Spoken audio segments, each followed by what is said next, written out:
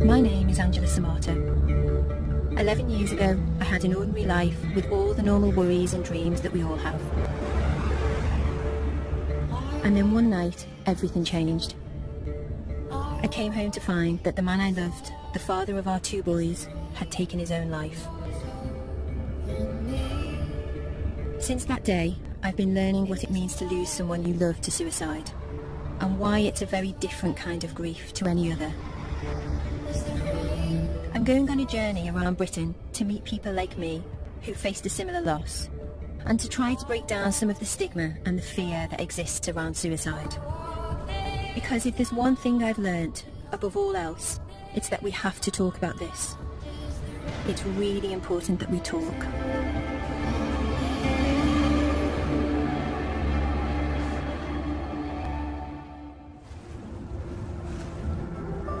You may not know this, but there's around 6,000 suicides a year in the UK. And every year, there are thousands of people like me who are left behind. And we often feel isolated, as if we shouldn't really talk about what's happened. Luckily, I have a family for whom talking has never been a problem. Since my partner Mark died, every Sunday my mum Jenny comes round to my house in Birkenhead to cook lunch for the whole family. The more concerned she is about us, the more food we get.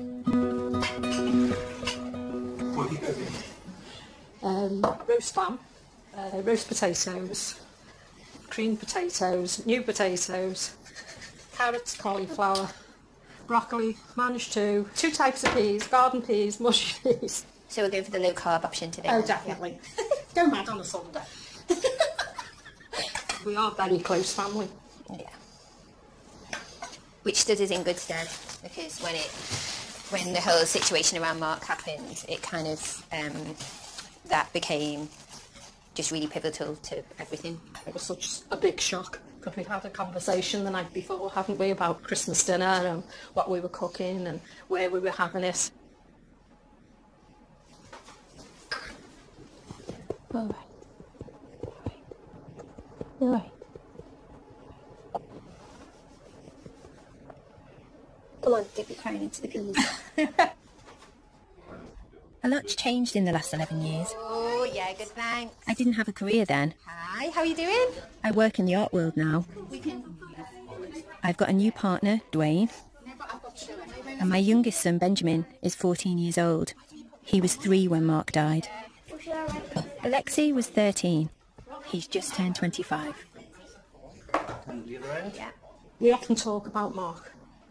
We want them to remember him positively and not just because of that one night. We wanted the boys to grow up and for it to be about how Mark lived and how funny he was and how he thought he was an amazing cook and he probably wasn't, and how he thought he was an amazing musician and he probably wasn't. Musician he was. But we wanted it to be about that, didn't we? We didn't want it to just be about... good memories, not about... Well, not just about how he died. It was really important. It was how he lived. Thank you. Dwayne, where are you going in between the kids? I'm going Are you going in between the kids? When this happens to you as an ordinary person, as an ordinary family, very, very quickly you become aware of the stigma attached to somebody taking their own life. There's lots of people that don't know how to speak to you. There's lots of people who treat you differently. Does anybody else want mushy peas? I think the only way that we can help to challenge the stigma and deal with the legacy of this is to be really honest and open. And I'm kind of hoping that that's what me talking about my experiences is going to, in some very, very tiny way, help to achieve.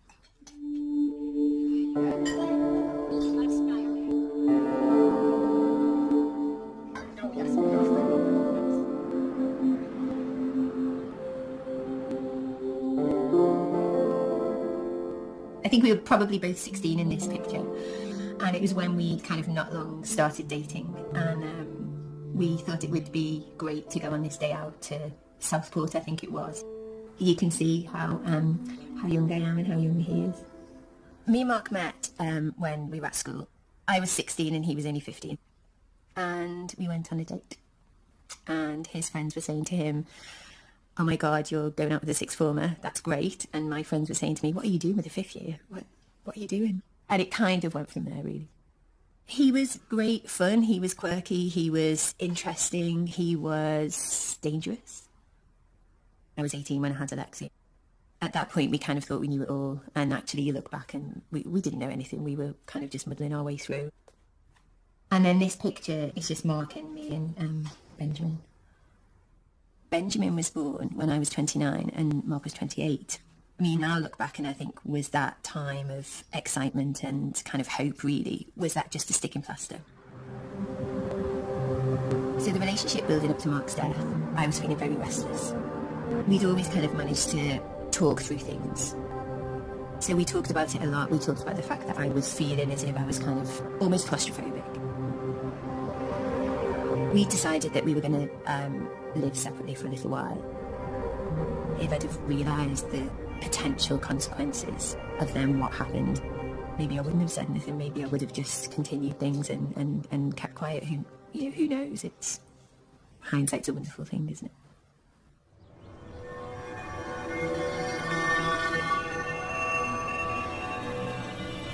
This is the park that we used to come to a lot, and the house where where Mark's death occurred is actually just over the way there. I haven't been back here for years. It's mixed emotions, definitely. On the day that Mark actually died, I had just started a new job. The boys went off to school, and Mark normally left just before me, but actually I left first that morning. In the afternoon, I got a call from Mark's work saying that he hadn't turned in. And it wasn't until 6 o'clock that I actually managed to get hold of him on the phone. And he said, remember that I love you. And look, I'm really, really sorry. And I thought that he was apologising for the fact that he hadn't gone to work. I collected the boys from my mum's house and drove home. I walked up the path, put the key in the door, opened the door, and then as I opened the door, I could just see his outline. And at that point I realised that in fact Mark had hung himself in the hallway. And behind me I could hear the boys laughing. It was the most unreal, surreal situation. I find it hard to describe it really, because it was just something that never ever enters your head in your wildest imagination.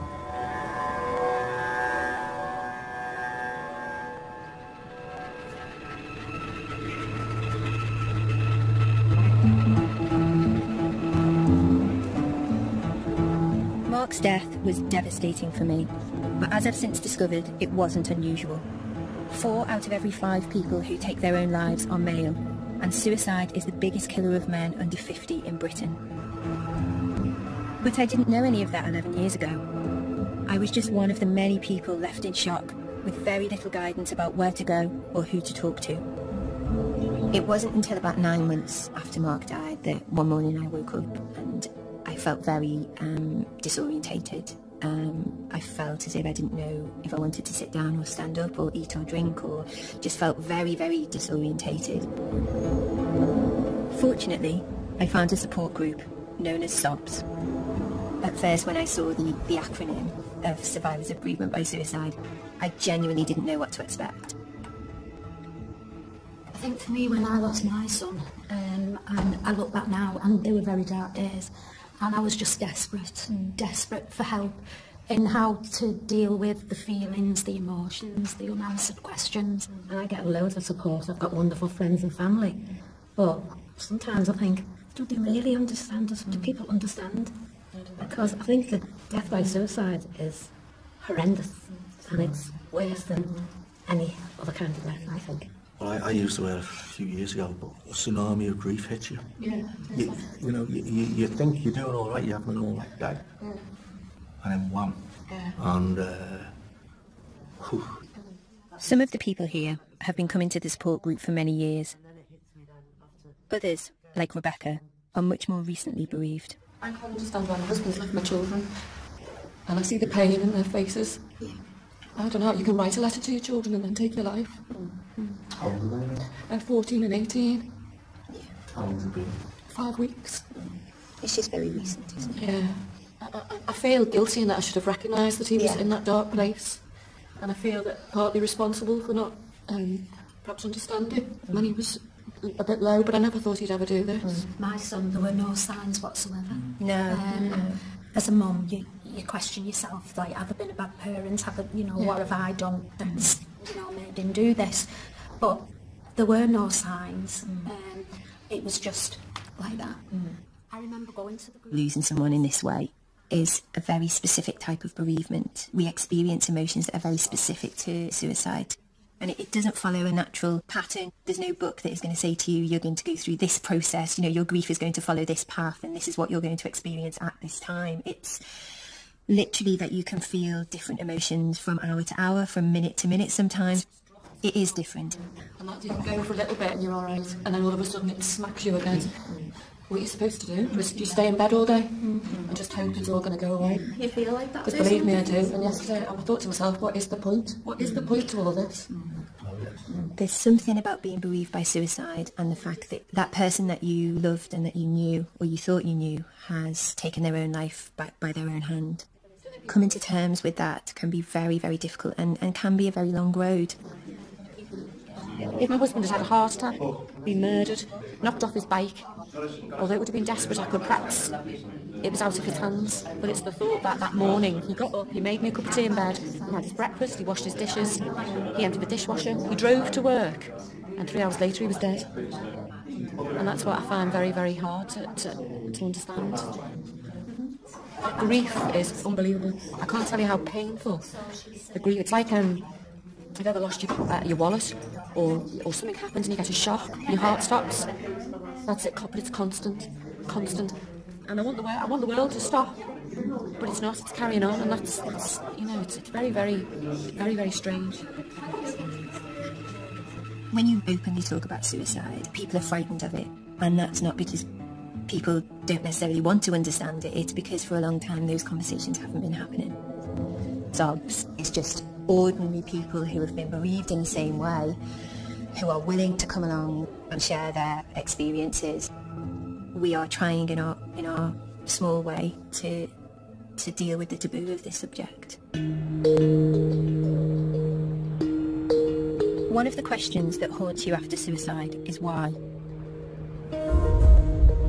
Mark hadn't shown any obvious signs of depression, and like most people who take their own lives, he didn't leave a note. I've come to Glasgow University to meet Professor Rory O'Connor, one of the UK's leading experts on suicide, to see if he's got any answers for me. What a place to work. It's absolutely gorgeous. Great to meet you. Nice to meet you. So, maybe we take a wee wander around. Yeah, great. For me, the big question after Mark died was why did he take his life? Our research can never answer the question of why a particular individual. So, for example, we can't answer the question, sadly, why Mark took his own life. What we try and do is understand the common features of a suicidal mind. We speak to people who've tried to kill themselves. They try and understand the sort of factors which led up to why they attempted to end their own lives. And it's not a selfish act. Suicide is not a selfish act. It's an expression of unbearable pain. People take their own lives often not because they want to kill themselves, but because they want the pain to end. We talk about this constricted thinking, this tunnel vision, this tunnel logic, so that the person maybe is not necessarily looking outwardly distressed, but has decided themselves that for whatever set of reasons, and usually complex reasons, I'm going to kill myself. In a way, that's the end of their problems, because in their mind they find the solution. Professor O'Connor and his team have conducted tests with over 2,000 people who've attempted suicide.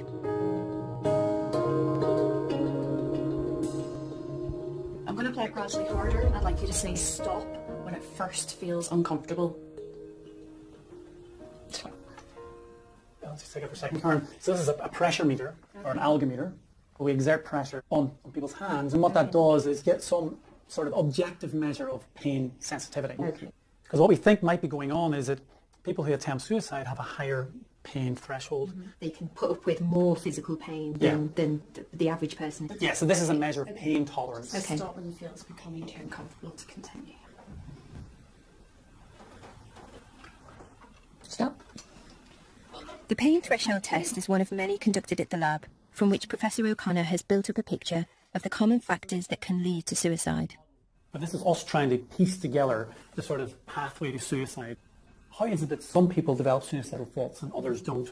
And so what we think is vitally important is if you're feeling defeated and humiliated and you feel that you can't escape from that, you feel trapped, you're much more likely to become suicidal. In particular, this sense of being trapped. So if you've got that defeat plus the feeling of this conical, constricted view of the world, then that seems to be a pretty kind of lethal combination. Absolutely. I'm just wondering, when you're looking at things like entrapment, it must be such a subjective thing. How do you even start having that conversation? Well, what we use are established questionnaires, which I'll just show you. It's 16 questions. And crucially, we don't just look at one question. They come together and say an overall score of how trapped you feel. So we've got, I have a strong desire to escape from things in my life. I feel powerless to change myself. I would like to escape from my thoughts and my feelings. They feel like very, very poignant questions. Do people sometimes find them very difficult to answer? We've been doing this work now for 20 years, and in general, people are really glad that somebody's asking about them and trying to understand why suicide happens. Professor O'Connor's commitment to answering that question is more than just professional. Like me, he's lost someone to suicide. 6 years ago, a very close friend of mine took her own life, and that really was just devastating, and particularly devastating because I've been working in this area for so long. I just felt such a failure that I'd let that person down, and that we were really, really close, and basically, why couldn't I have prevented her suicide? What it really highlights to me is, yes, as a researcher, I understand the importance of objectivity, but it's more personal now, really, really much more personal now.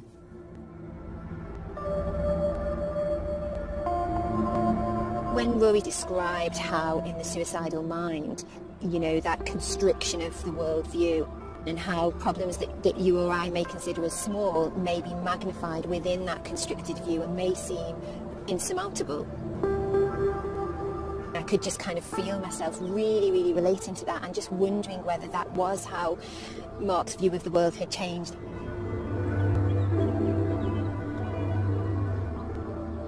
It's really got me thinking about it in a completely different way, in a way that I haven't thought about it in 11 years. For people like me, who've lost a partner to suicide, one of the biggest problems is how you explain what's happened to your children. This is a picture of Ben, and it's when he was about 2.5. And he's got his buggy here. He used to love pushing his buggy. Not a care in the world. Benjamin's questions used to be, why did Daddy die? So we had that question quite a lot. When is Daddy back? When is Daddy back? When is Daddy back? And he would say that over and over again, and I would then have to answer him each time saying, Daddy's not coming back, Benjamin. And then there's another picture here that's a little bit later. This was done in 2009. And then at about 5, I think it was, instead of saying to me, why did Daddy die? He said, how did Daddy die? So that one word completely changed the question. So I said to him, do you know when Mummy tells you that you can't tie a scarf around your neck tight? Why do I tell you that? And he said, because it'll stop me breathing. And I said, well, Daddy knew that if he tied something very, very, very, very tight, that it would stop him breathing and he would go to heaven. So that's what happened to Daddy. And he said, okay. I just remember that moment. It took me a few minutes to get myself together and be able to actually look at him. My fear for the boys was that although I always wanted to talk very openly about their father with them, I also didn't want it to become an option for them. So it continues to be a very, very fine line between having the conversation that I feel very strongly should happen, and yet not having the conversation to the point where it becomes so normalised that it becomes like an okay thing to consider.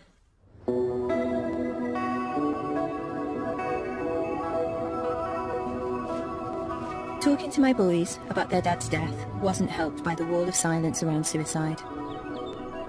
But now, a few people in the public eye are starting to speak out about their experiences. I've come to West London to meet the actor David Robb, who plays Dr. Clarkson in the TV series Downton Abbey.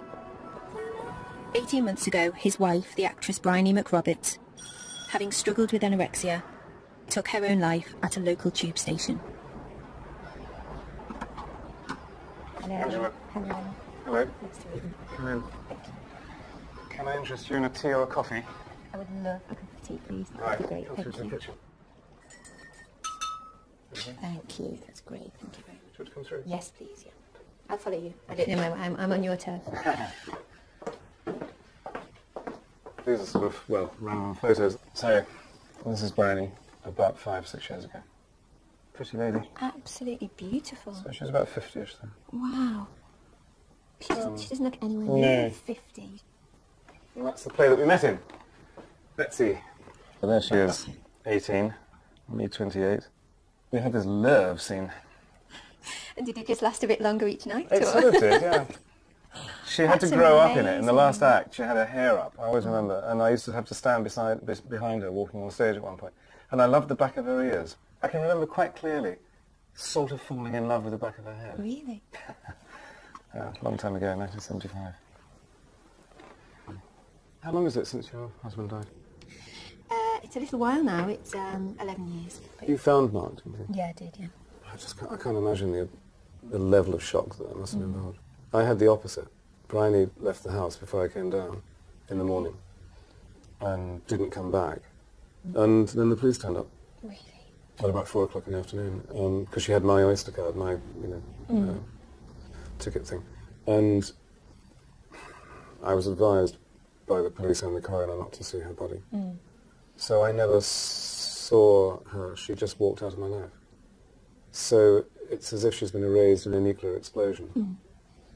Yeah. That's a very weird thing. And when I think of the memory, the physical memory and the smell of her and the back of her ears and all of the things that made her unique are no longer exist. How? Because I touched them for 38 years. And that's difficult. Really difficult. Really difficult. I have the opposite in that the last time I held him was when he'd already passed away.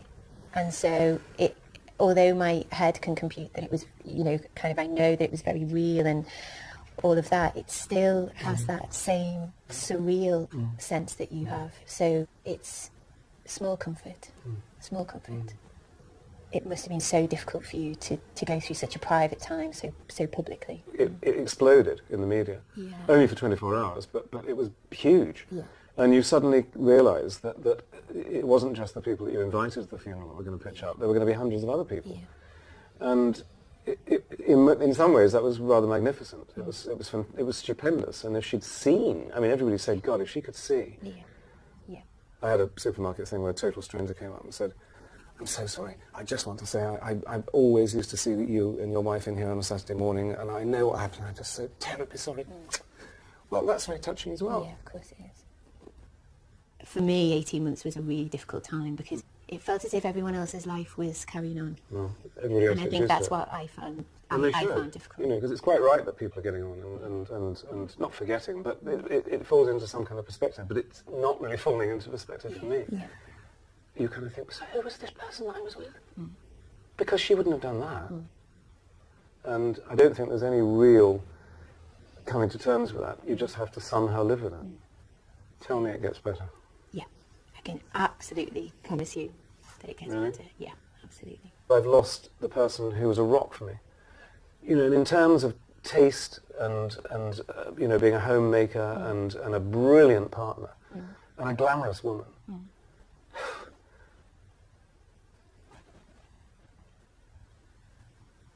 Okay. Unbelievable.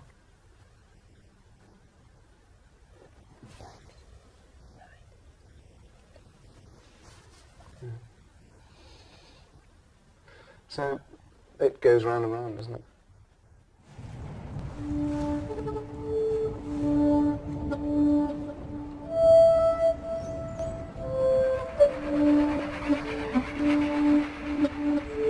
Meeting David has taken me right back to where I was 18 months after Mark's death. when I was still lost in the sense of utter disbelief that the person I thought I knew could take their own life. It makes you feel as though you'll never be able to fully trust anyone or anything ever again. When you're in that place, it feels impossible that you can ever rebuild your life. But my experience is that you can, if you can talk about it.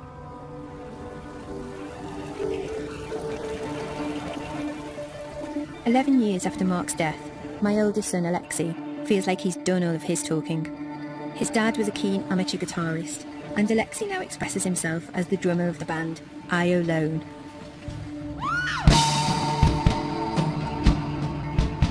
His brother Benjamin and I, of course, are his biggest fans.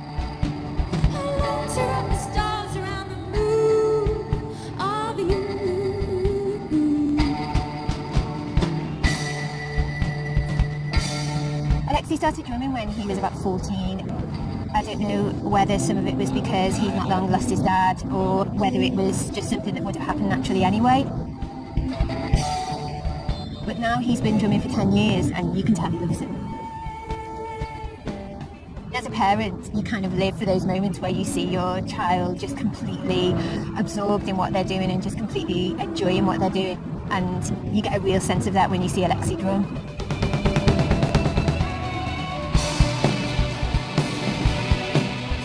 When he first started playing gigs, it was really, really difficult because when I used to go and watch him play, and it's kind of still the case now really, you do kind of wish every time he's on stage that his dad could see what he was doing really, because I think he'd be so proud of him.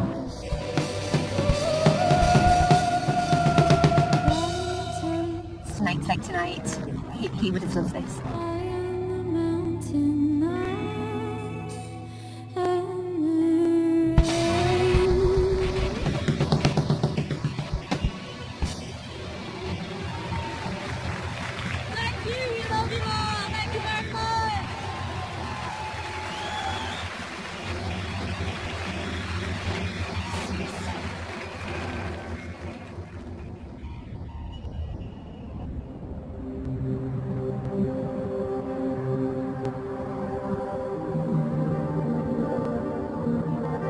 I understand now that there was a part of Mark that couldn't share how he was really feeling with us, his family.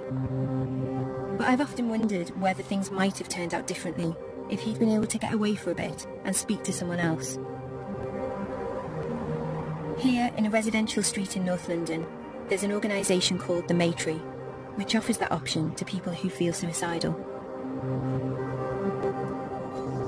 I've come to meet Angela Rodriguez, who's worked here for the last 8 years. Hello, is it Angela? It is. Hello, Angela. Welcome to Maytree. Thank you so much.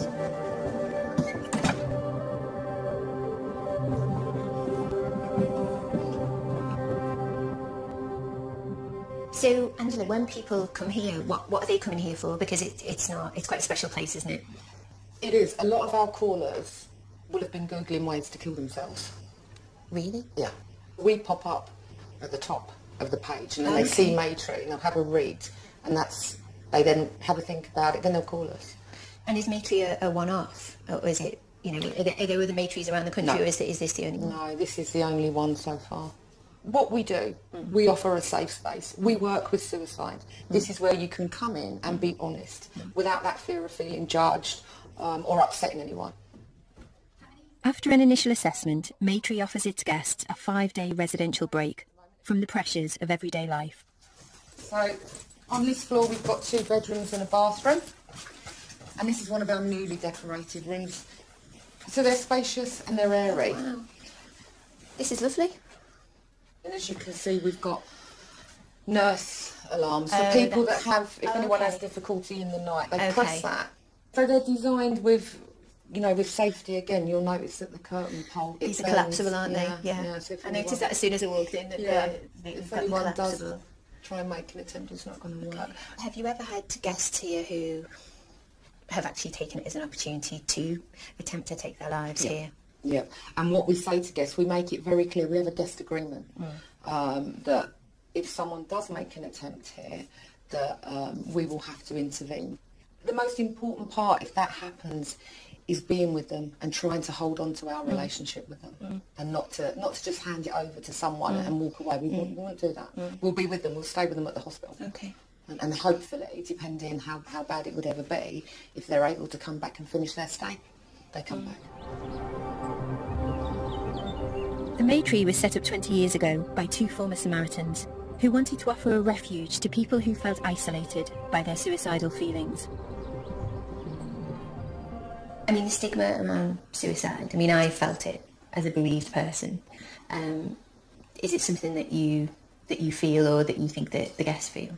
Oh, absolutely. We need to be talking about suicide. We live in a society that's scared to talk about death, let alone suicide. We need to be able to be open and talk about it without that fear of being judged. That is so important. We need to use the word. Stop hiding from it. Stop hiding from it. Let's talk about it. And that's the key, talking. How did you first come across Maytree? Was it in a working capacity, or was it in a different? No, I'd actually had made several attempts myself. I'd been through the mental health system. I'd been in psychiatric units, and I struggled to find a reason to live. I mean, I couldn't even leave the house. I couldn't even take my children to school.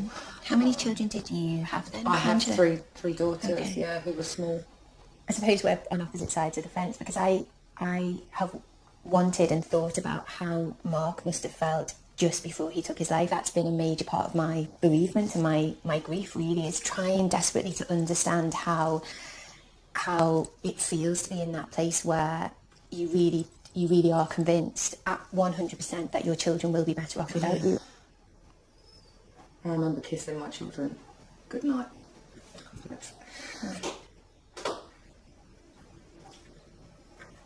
Sorry. Okay. And just thinking that they would be better off. That they would not have to watch their mother. Not cope. You are in a box. Whichever way you turn, it's just blackness all around you. It's almost like being in, I remember times thinking, no, come on, there must be a way. And it's like being in treacle. You cannot move, you're rooted, and the world's just whizzing past you. You can't see. And that's what's so important here, because for someone that's walking through this door that is suicidal, at that point, they may never have had contact with someone else that is suicidal. So when you see guests sitting down and talking, that also enables them to see that, wow, it's not just me, other people do suffer. And around this table, the conversation, it can just happen. It's very organic, it's very natural. It's just been wonderful to see this today, because you're doing amazing things here. Thank you.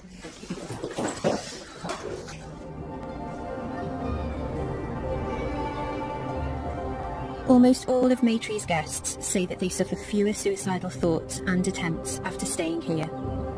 Which makes you wonder why, when suicide is such a big problem, this is the only house of its kind in the UK. Hindsight is a wonderful thing, but I just wish that if Mark had known about somewhere like Maytree, that maybe he could have just come somewhere like this for a few days. I just wish that he'd have known about this.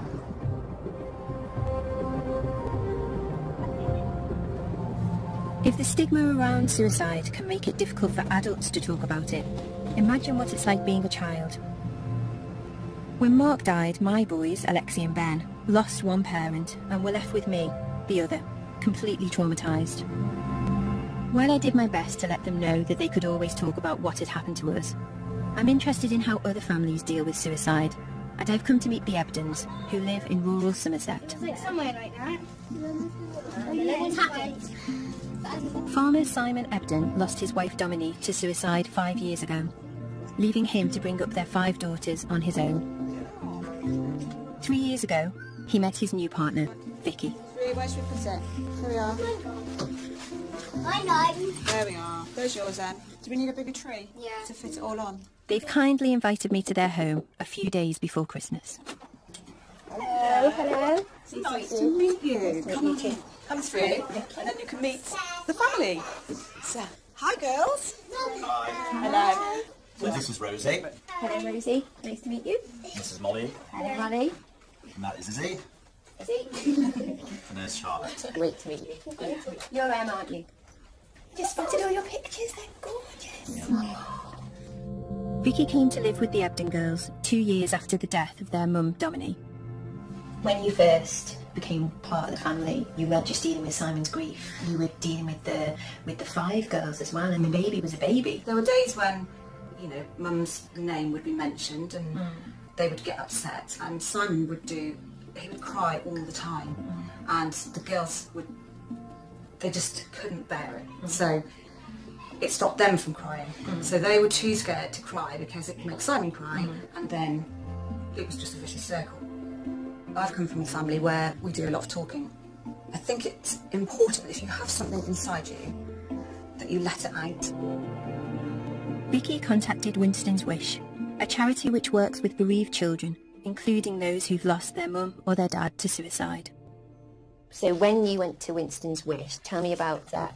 They talked to us and told us about like the camp that the weekend we went, and then we went to it, and it was really fun because it wasn't actually much talking. It was, but they tried not to make it upsetting. Yeah. We like had on the first day we did loads of activities like archery and we were in like groups. Each of us were in a different group. We did all the games first, so that I think it was like a trust building thing. Yeah. And we all sort of like learned a lot about each other. Yeah. It sounds like stupid stuff, but no, but it doesn't matter. But you got to know each other first as kind of people. It was good because you realise that you're really not the only one. Yeah. Okay. Like even though they say that you're not, like you don't really know anyone. But then you go there and everyone's in the exact same boat.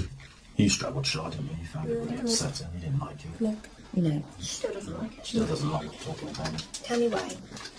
I just don't think I want to. Okay. It's not that I don't want to. I don't mind talking about it. It's okay. It's just, yeah, it's upsetting. Yeah. This is Dominic. Let's have a look at this one. This is your one. Is this This the is one that on you? holiday. This is the one that you. Do you have this one in your bedroom? Yeah. My boys have pictures of their dad in their bedroom too. This is quite a nice natural photo, Yeah. which we only found a few days ago. Dominic, who was my best friend, person I loved, she was everything. Fantastic mother, you know. You'd never think she would do anything like that, you know. But obviously she was in a bad place, you know, and was just, well, couldn't take it any longer.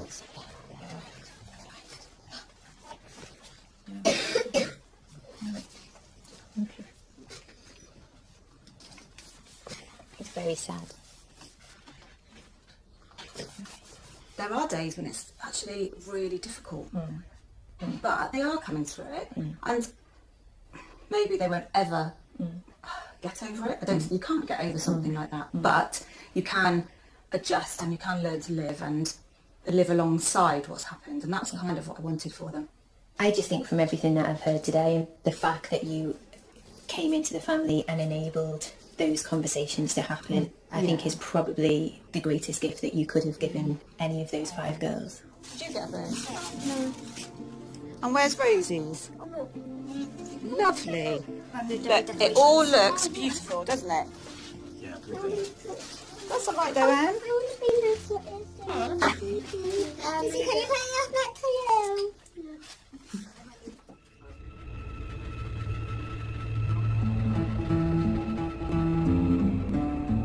Before I go home for Christmas myself, I'm heading to Norfolk to meet a woman called Jackie Page. I think going to see Jackie today is going to be really difficult out of all of the people that we've met. Jackie has had to deal with one of the most tragic aspects of suicide, that those left behind are sometimes at risk themselves. 24 years ago, her husband Rod took his own life. 7 years ago, her son Simon did the same. Today is going to be me facing my worst fears, really. So it's going to be a tricky one, I think.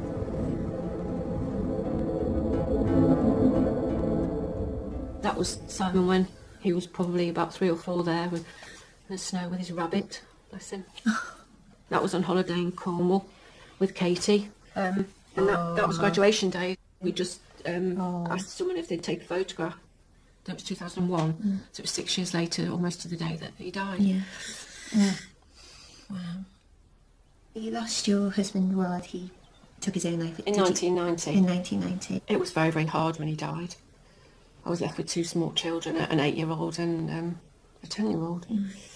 Simon asked me a lot of questions about how Rod died, but those were questions that he asked me a lot when he was much older. I would say when he was in probably his early 20s. And I've regretted at times actually telling him, because, he said, how did Dad die, Mum? And obviously Rod hung himself. And I think, was I too open? Did I, but as a parent, I've always been honest with them and open in that way. He went down to London. He wanted to go into finance. And then his troubles began, really. He'd ring me virtually every day.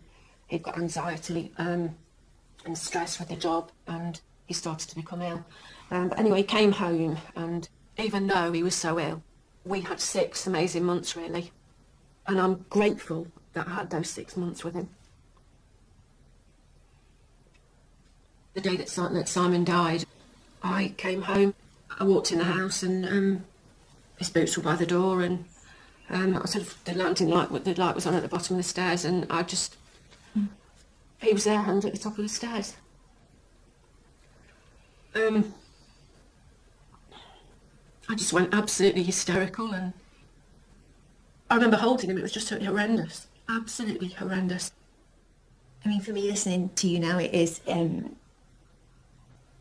I knew today was going to be difficult. Because. Are you all right?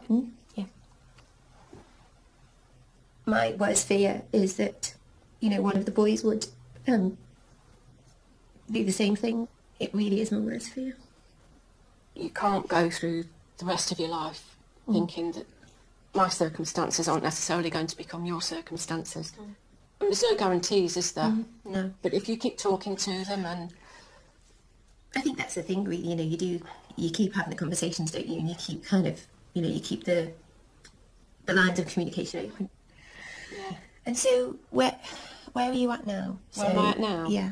I'm at acceptance with it. I don't want to accept it, but I can't change it. And I think when I got to about 2.5 years after Simon's death, I reached it. I used to go to his grave every day, but then I got to a stage when I was thinking about moving to Norfolk, and I just thought, you can't continue like this. You've got to change. And Norfolk's been a turning point for me. Really? I love it down here.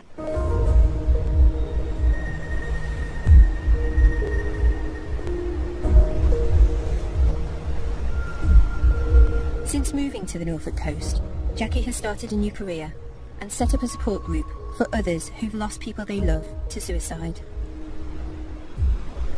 What did you hope to gain by moving here, Jackie? Peace of mind, I think. Time for myself, some reflection time. It's been a turning point, really. I love the place. I'm home now. Yeah.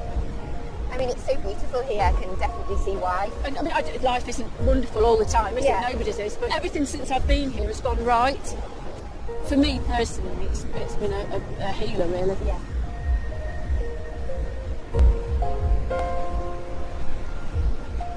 I knew today was going to be really difficult. Once Jackie started to talk about Simon, losing her son, I knew it was going to be emotional. But I think that, I kind of hadn't realised what an impact that was actually going to have on me.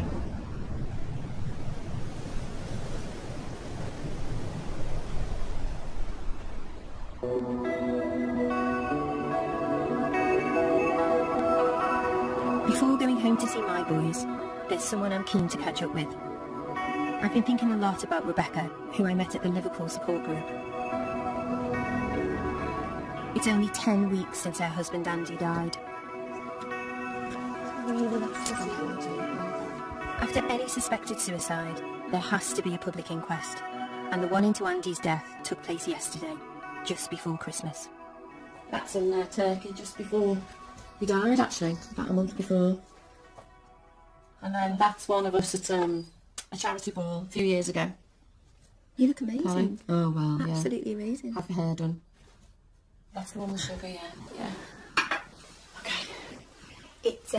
It's so lovely to see you again after I met you in the support group. And yesterday was the inquest. A particularly difficult day. I was a little bit disappointed that it went ahead with it only being 3 days before Christmas. Yeah. I asked if it would be postponed because the children are on holiday from school. They're not little, but even so, you have to consider them, don't you? Yeah. And did it last for a long time, the session? How long were you... Gosh, it must have only been about 30 minutes, if that. It just felt as though we were dealing with, I don't know, a parking ticket or a shoplifting offence or something. And I don't agree with it being open to the public either. I can't understand why. He wasn't a criminal, he'd done nothing wrong. You know, he hadn't hurt anybody else. But yes, it's such a private thing that becomes so public and you have no control over. Yeah, that's right. So did they go through the events of the day? They went through obviously the date and the time he was found, who found him, who identified him. And then they went into the cause of death. But they went, and that really upset me. I burst into tears because they went into detail about the rope around his neck. Apparently he died very quickly.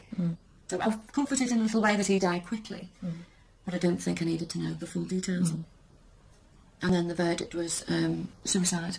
My husband was depressed. Okay. And that was it, basically.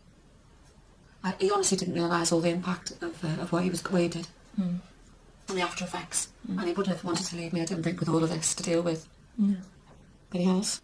He was in a dark place and, you know, couldn't take any more. How did you feel? Did you feel I feel let a down? bit angry and let down. Yeah, I do. He's died and I'm now left with a lot of things he couldn't cope with on my own. So, yes, he's out of pain, but my pain started now. Yeah. It's hard. Yeah. It really, really is. Yeah. Sorry. No, it's fine. And how do the boys grow up, you know? How do they form relationships? That worries me as well. You know, I always say that things happen in a child's life affect them when they get older, don't they? And that's what worries me, when they grow up. I think that is, for me, you've kind of just hit the nail on the head, really. For me, that is the most difficult part of the legacy of this, really, is we share the same fear, you know. I mean, I have to say, Rebecca, you strike me as somebody who is just incredibly strong. I mean, the fact that we're sitting here having a conversation today and it's the day after the inquest and it's only 10 weeks since you lost your husband. And the GP wants me to go in on the 5th of January with a 5-year plan. I don't quite know what the 5-year plan's going to be, because I can't think about what my next 5-minute plan is, never mind 5 years. A 5-year plan? A 5-year plan. Oh God, I don't think I could even do that now, let alone 3 months after Mark died.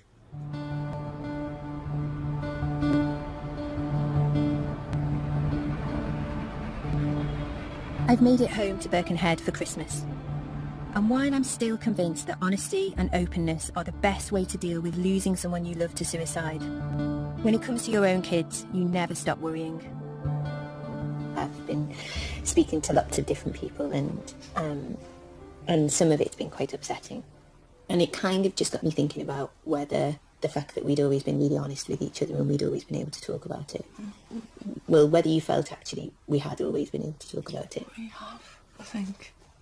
But yeah, on the whole, I think I've come to terms with it quite well. Yeah.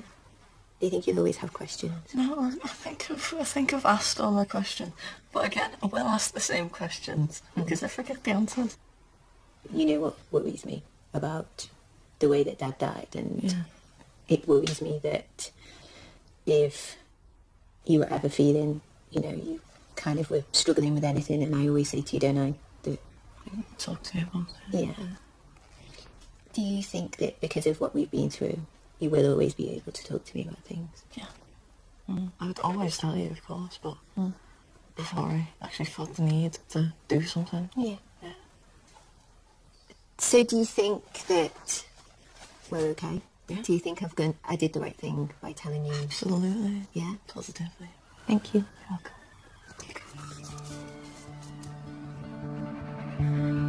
We're not having Sunday lunch this week because it's Christmas, but my mum's organised a Christmas Eve tea. We've got some of Mrs. Bishton's delightful caramel cupcakes. And as usual, there's enough to feed an army. Ham, cranberry, stuffing on plain ham and tomato, and some plain turkey. There you go. Mark's death was the worst thing that's ever happened to us as a family. But 11 years on, like Benjamin, I think we're doing okay.